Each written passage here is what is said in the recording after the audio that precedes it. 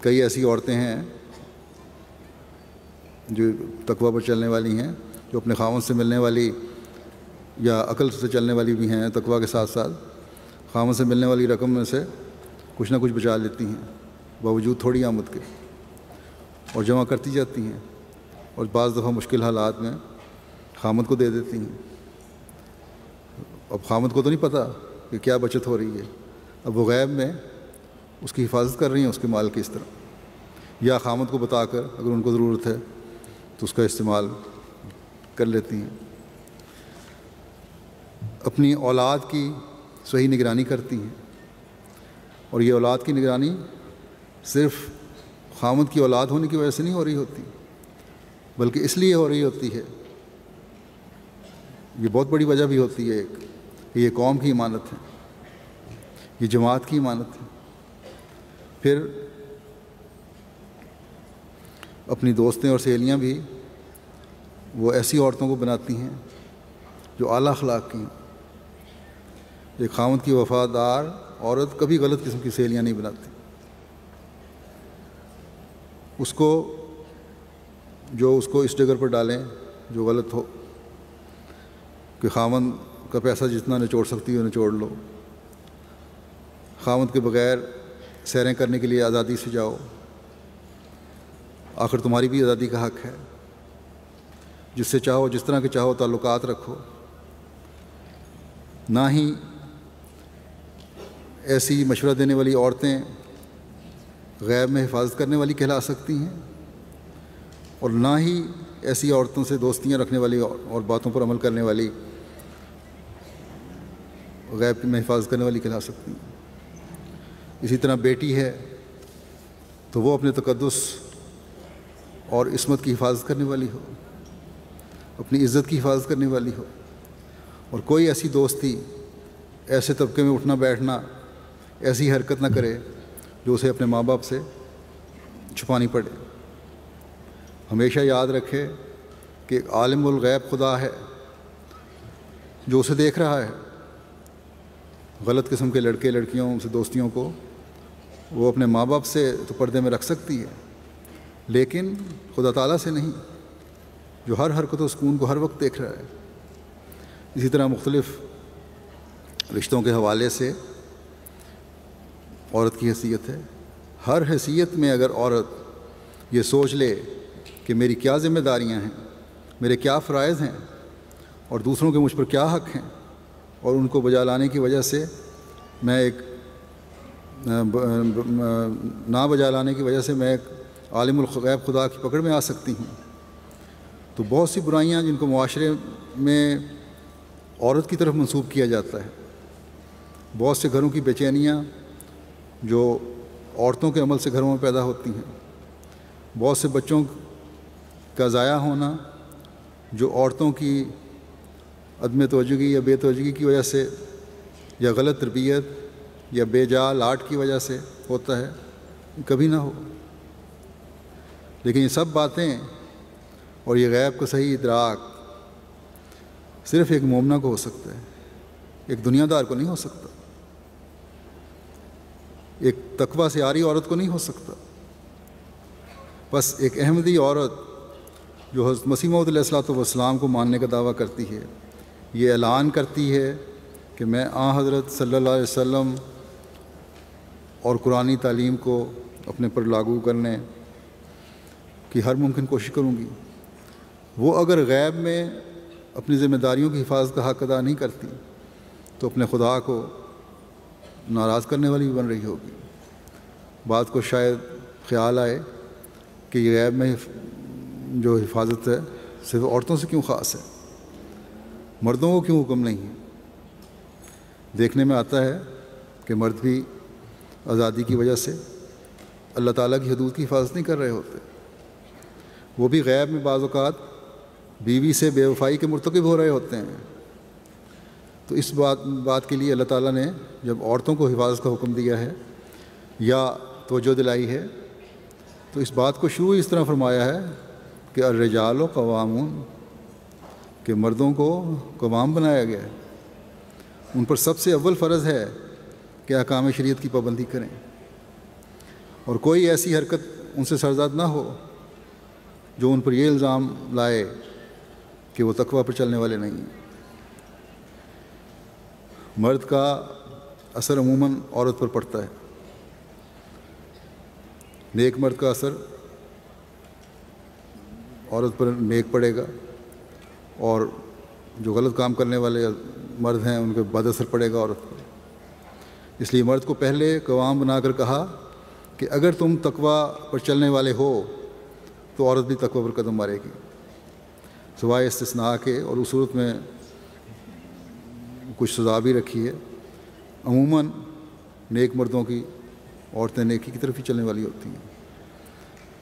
مرد کو قوام بنا کر تمام باتوں کا سب سے پہلے ذمہ دار بنایا گیا ہے، اور یہ کہا گیا ہے کہ اے عورتوں، جب تمہارے مرد نیکیوں پر قائم ہیں تو تمہارا بھی فرض ہے کہ نیکی میں آگے بڑھو، فرما برداری اختیار کرو، اور صرف سامنے ہی نہیں بلکہ غیب میں بھی اپنے ذمہ داریاں ادا کرو، اور یاد رکھو کہ عالم الغیب خدا تمہارا نگران ہے۔ اس لیے اگر مومن ہونے کا دعویٰ ہے تو شریعت نے جو تمہارے ذمہ داری لگائی ہے اسے ادا کرو۔ آزادی کی راہ میں اور حقوق کے حاصل کرنے کی راہ میں بہہ کر اپنا مقام اور اپنی ذمہ داریاں بھول نہ جانا۔ بس ایک مومنہ کا کام ہے کہ ظاہر میں بھی اور غیب میں بھی اپنے آپ کو شریعت کے احکام کی کامل فرمانبرداری اور فرمانبردار اور صالحہ بنائے۔ پھر اللہ تعالیٰ مومن مردوں اور عورتوں کو نصیحت کرتے ہوئے فرماتا ہے کہ اجتنبوا کثیرا من الظن، بہت سے ظنوں سے بچتے رہا کرو، کیونکہ یہ ظن جو بدظنی پر بنیاد ہوتے ہیں معاشرے میں فساد کا باعث بنتے ہیں۔ اس لیے کسی بھی قسم کی رائے قائم کرنے سے پہلے تحقیق کرنے کا حکم ہے۔ بغیر کسی حقیقت کے بدظنی کرتے ہوئے الزام تراشی کی عادت ہوتی ہے۔ اپنے ذاتی اختلافات کی وجہ سے دوسرے کو جماعتی نظام اور خلیفہ وقت کی نظروں میں گرانے کی کوشش ہوتی ہے۔ بعض واقعات سامنے آتے رہتے ہیں۔ کچھ عرصہ ہوا میں نے ایک ملک کے صدر لجنہ کو نامزد کیا، تو اس کی انتظامی صلاحیتوں کو جو نشانہ بنایا گیا اور ایسی شکایتیں کی گئیں جو بالکل غلط ثابت ہوئیں۔ خیر یہ تو ہوا، لیکن اس کی بہن پر بھی بعض انتہائی غلط الزامات لگا دیے گئے جو نہ صرف بدظنی تھی بلکہ ایک شریف عورت پر تہمت بھی تھی۔ تو اللہ تعالیٰ ایسی عورتوں کو بھی عقل دے۔ پھر اللہ تعالیٰ کا ایک حکم ہے، اور اس پر میں اکثر زور دیتا رہتا ہوں، عورت کی تقدس اور حیا کے لیے بڑا ضروری ہے کہ غض بصر سے کام لیں، اپنی نظروں کو نیچی رکھا کریں، اپنی زینت کو ظاہر نہ کریں، اور اپنی اوڑھنیاں اپنے گریبانوں پر ڈالیں۔ بعض علماء، غیر احمدی مسلمان علماء جو ہیں، شاید نوجوان نسل کو اپنے زیر اثر کرنا چاہتے ہیں، یا انہیں یہ خوف ہے کہ اگر اس حکم پر عمل کرنے کا کہا جائے گا تو نوجوان مسلمان نسل جو ہے شاید دین سے بالکل ہی نہ ہٹ جائے۔ ان احکامات کی تشریح کرتے ہوئے پردے کو ضروری خیال نہیں کرتے، حالانکہ یہ تمام باتیں جو میں نے بیان کی ہیں ابھی اوپر 2-3، حیا، زینت کو رکھنا، غض بصر سے کام لینا، اور جن کا سورہ نور میں ذکر بھی ہے، عورت کی حفاظت اور پردے کا حکم دیتی ہیں۔ اس سے پہلی آیت میں مردوں کو بھی غض بصر سے کام لینے کا حکم ہے، صرف اس لیے کہ عورت کے تقدس کی حفاظت رہے، اور عورت کو اس لیے کہ تمہاری حیا اور تقدس محفوظ رہے۔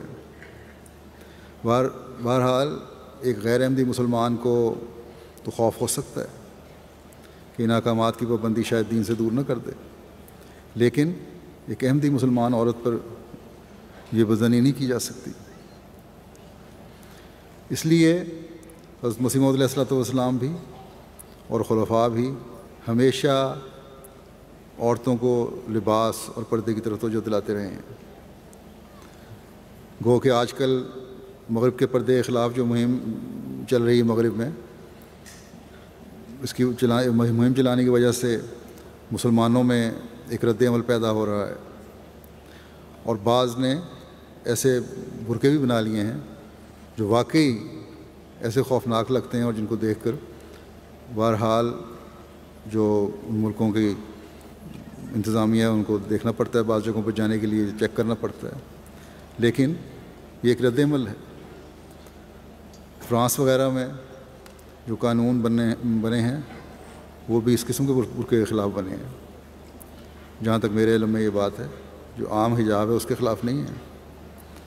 لیکن قابل فکر بات یہ ہے کہ ایک مسلمان ملک نے بھی، غالباً سیریا نے، اپنی یونیورسٹیوں میں پردے یا حجاب پر پابندی لگا دی ہے۔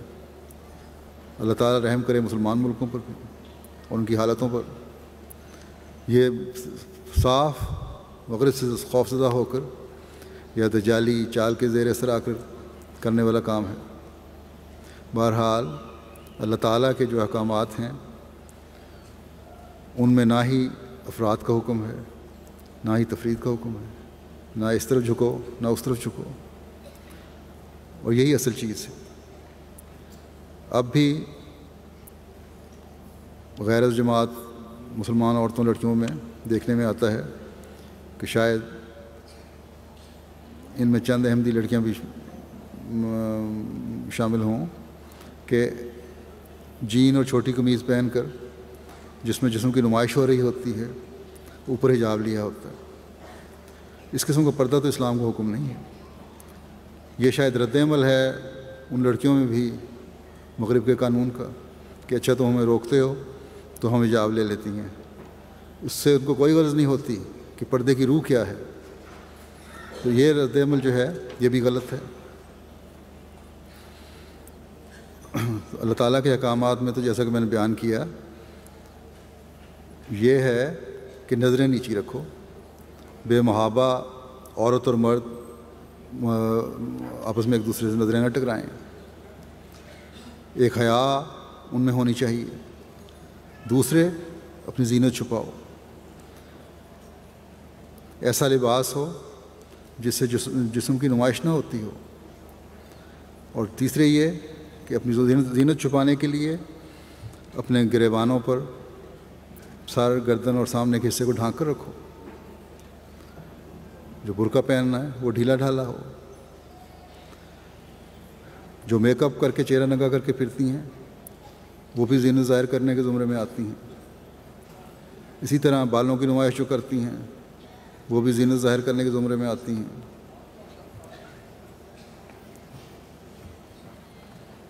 کیونکہ وہ خود اپنے بالوں کی نمائش اس لیے کر رہی ہوتی ہیں، خود سمجھ رہی ہوتی ہیں کہ اس سے یہ ہماری زینت ہے، اس سے ہماری خوبصورتی ظاہر ہو رہی ہے۔ اس لیے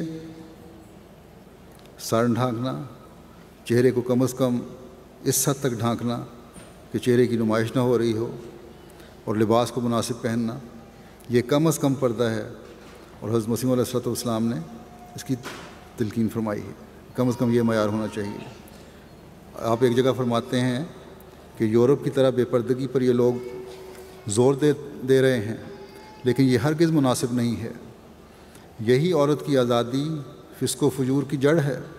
جن ممالک نے اس قسم کی آزادی کو روا رکھا ہے، ذرا ان کی اخلاقی حالت کا اندازہ کرو۔ اگر اس آزادی اور بے پردگی سے ان کی عفت اور پاک دامنی بڑھ گئی ہے تو ہم مان لیں گے کہ ہم غلطی پر ہیں۔ بس آزادی کی بھی کچھ حدود ہیں۔ جب آزادی کے نام پر لباسوں کی نمائش شروع ہوتی ہے، جب ضرور سے زیادہ فیشن کی طرف توجہ ہوتی ہے، تو پھر بے پردگی کی طرف بھی قدم اٹھتے ہیں۔ بعض پاکستان سے مجھے شکایات آتی ہیں، اور خاص طور پر ربا سے، کہ برقعوں کے بھی ایسے ڈیزائن شروع ہو گئے ہیں جس میں فیشن ہوتا ہے، چلتے ہوئے عورتوں کے جسم نظر آ رہے ہوتے ہیں۔ اس لیے تقویٰ کا تقاضا یہ ہے کہ اپنی حدود اللہ تعالیٰ اور اس کے رسول نے جو مقرر کی ہیں اس کے اندر رہو. جیسا کہ میں نے شروع میں کہا تھا کہ انبیاء اللہ تعالیٰ کے احکام لے کر آتے ہیں تاکہ دنیا کی اصلاح کر کے انہیں خدا تعالیٰ کے قریب کریں. اس زمانے میں اللہ تعالیٰ نے ہم پر احسان کرتے ہوئے حضرت مسیح موعود علیہ الصلوۃ والسلام کو بھیجا. تو آپ نے جس طرح رہنمائی فرمائی ہے جس سے ہماری دنیا و آخرت سنبھلتی ہے اس کے مطابق چلنا چاہیے, اس کے مطابق چلنے کی کوشش کرنی چاہیے. ایک مومنہ ہونے کا حق ادا کرنا چاہیے. اپنے آپ کو تقویٰ کے معیار کے مطابق چلانے کی کوشش کریں.